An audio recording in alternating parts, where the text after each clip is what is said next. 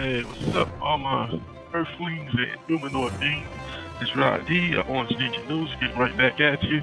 We're going to talk about some different subjects today.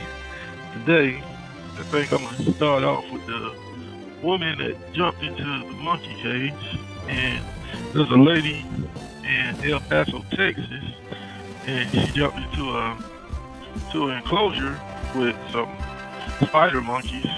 She was at the exhibit that had spider monkeys. I jumped in there and I see where it said, "Woman gets fired from job for jumping into the monkey enclosure at the El Paso Zoo." I'm thinking first off, cancel culture. You know how they always trying to cancel somebody, and that's before I.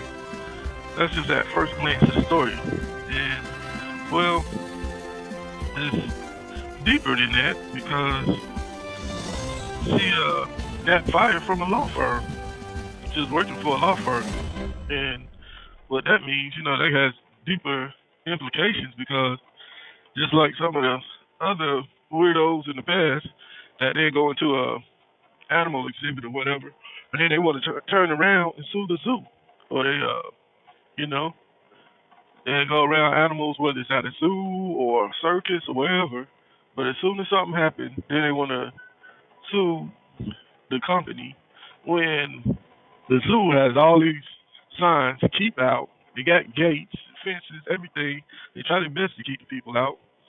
And working at a law firm, she probably was thinking, "Oh, this is a good sweet come up.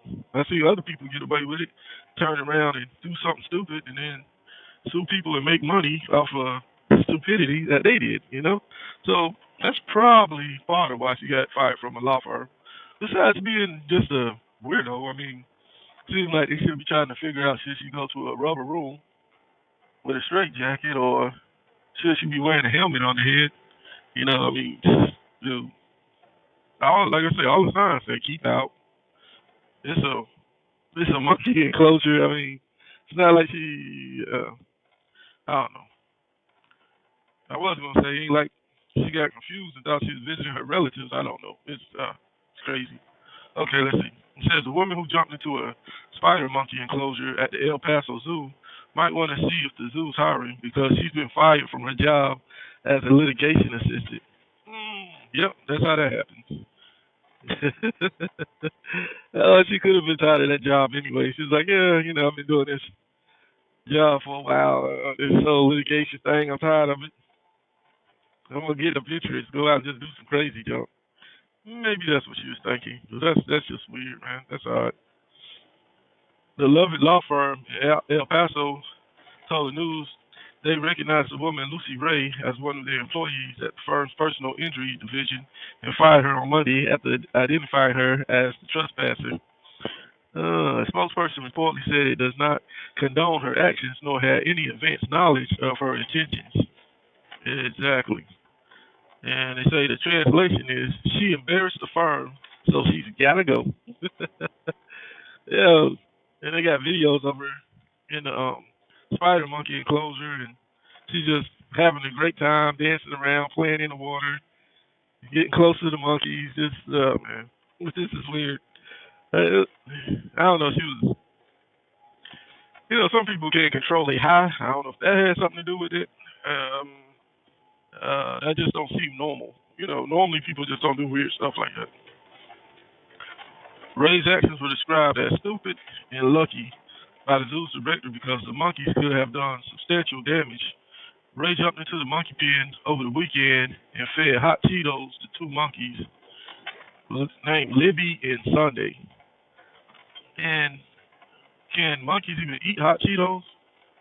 I think regular Cheetos would be bad enough, but them hot Cheetos burn your mouth up. She was endangering the damn monkeys. The monkeys should have attacked her, man. I don't know. Them monkeys was kind of laid back that day, I guess. Or maybe they was feeling the Cheetos. It's like, hey, this is pretty nice. I like this food. I think any other time the monkeys would have lit up. So the zookeeper said Ray didn't just put herself in danger, but she also put the monkeys in danger because they're on a specialized diet. Yep, exactly. That's what I was thinking. They only eat certain foods. What the hell is she feeding hot Cheetos for?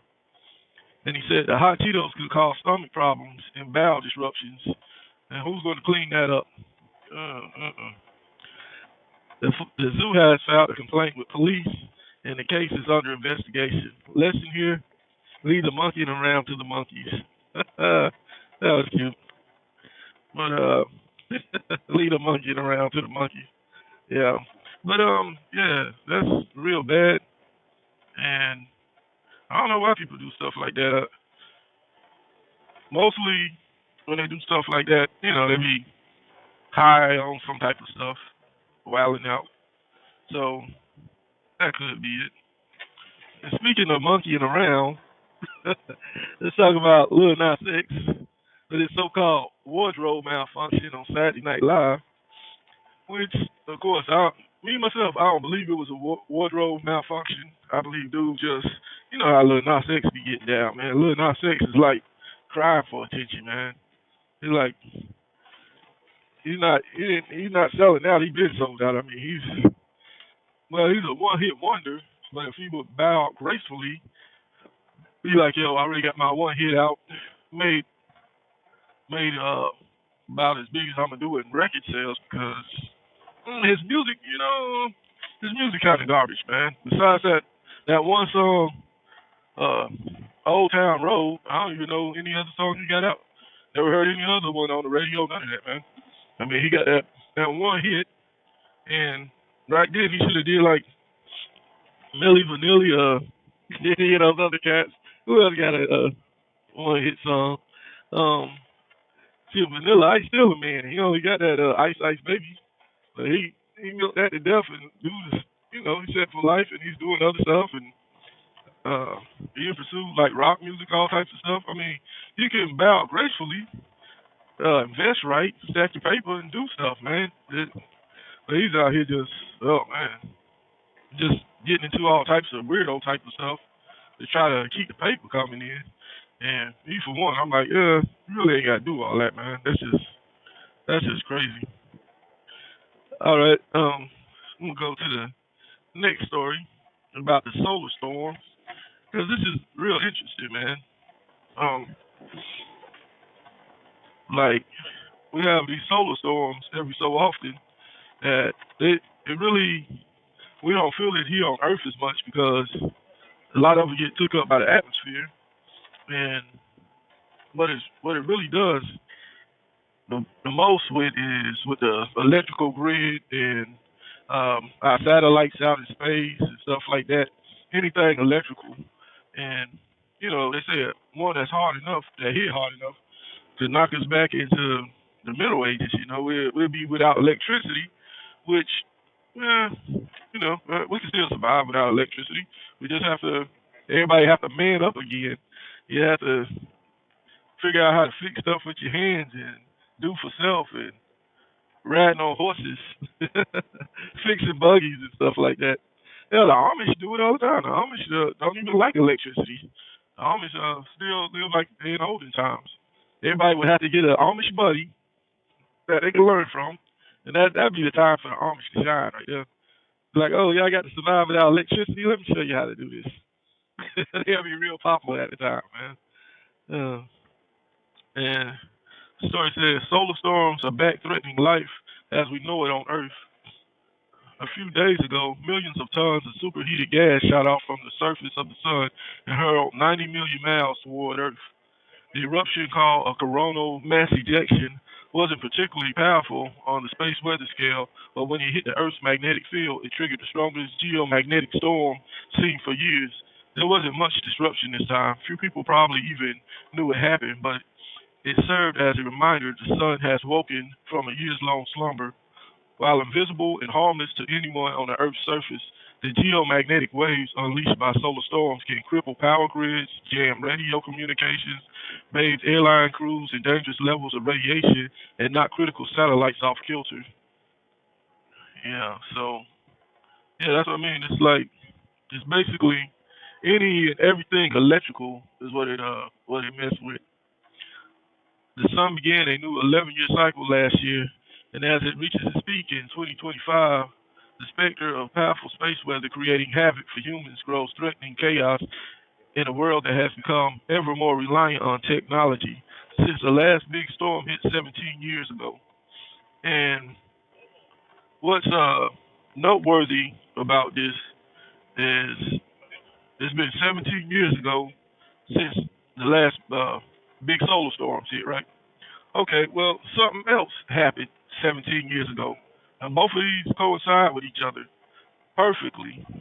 17 years ago, the cicadas came out of the ground. Cicadas are large insects, and they swarm in big groups, and they put up a real big racket. They only live for a couple of weeks, uh, but they only come out every 17 years.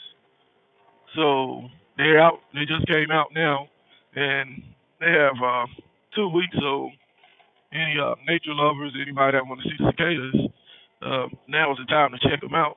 You don't have long, and that's crazy how nature is, man. You think that a creature, an insect that only gets to live for 2 weeks, and then you don't see it again for 17 years. Man, that's deep, man. Nature is crazy, but it's crazy that it also happens at the same time as the solar storms. You see what I mean? I don't really believe it's coincidence. It's just weird that those two go together. But check this out. So the cicadas within these 2 weeks, they have to they come out of the ground, they mature, then they have sex or breed, they have the babies. As soon as they have the babies, that's it. Lights out, they die. So all that's within a 2 weeks window. It's crazy, man. Yeah. So, but that was that was just something that I was thinking about. Like when I seen that story, I'm like, it happens as soon as the cicadas, and that happened at the exact same time. Man, that's deep right there. But it is something to be a cicada, man. 17 more years before they hit the Earth. Like, wow. And let's see. Well, also, they was talking about was talking about Japan, and let's see, because we're gonna have the Olympics over there in Japan, and it was a warning about going over there to Japan, and let's see, um, now I was trying to see what that was about, because hold up, yeah, so to see what that was about, because I was thinking with the whole coronavirus thing, that shouldn't mess with it because we're getting these shots now. You know what I'm saying? And what it says is U.S. citizens, and this story here is via CNN. CNN ran this story. It says U.S. citizens warned not to travel to Japan as Tokyo Olympics near. Um, the level 4 do not travel advisory is the highest cautionary level in the department's warnings. It's been more than a year since Americans have paid tourist calls to the nation. Japan has been closed to U.S. leisure travels throughout the pandemic with only very limited circumstances in which U.S. citizens could enter. The games are still scheduled to run from July 23rd to August 8th in Japan. See, that's what I'm saying. So, they said no travel there, but at the same time, they're not canceling the games there. Does that make sense? Oh, so are they gonna pretend like they in Japan and do the Olympics? We could do the Olympics here and be like, oh, let's say we went there and don't. Let's just put some Japanese flags behind us in the stadium. Say we went over there and stay over here. So they said the Japanese Chief Cabinet Secretary said on Tuesday that Tokyo believes there is no changes in U.S. support for holding the Olympics despite the State Department's advisory against traveling to Japan. We have also received an explanation from the U.S. that the decision to raise the travel advisory level to Japan to level 4 is not related to the dispatch of the athletes from the U.S. Hmm. See, COVID-19 outbreak in Japan. Japan has seen a big increase in COVID-19 cases, which have steadily risen since a state of emergency was. emergency was lifted in March. This vaccine rollout has been slow compared with other places in Asia because of a shortage of medical professionals and a lack of syringes. Only about 2% of Japanese citizens have gotten at least one shot. Hey, okay, so that makes sense. That's just what I was saying. If we got the vaccines out, why are they still, you know what I'm saying? Why are they still saying don't go to Japan? But that's what they're saying. They're saying they not, Japan don't have people getting shots like that right now. With only 2% of the population even getting shots right now because of lack of syringes, etc., etc. So basically, long story short, ain't really nobody over there getting shots right now. Yeah, that's how that goes. All right, well, that's gonna be it for today, and I'll catch y'all next week. And as I usually say around about this time, I'll be blessed and peace.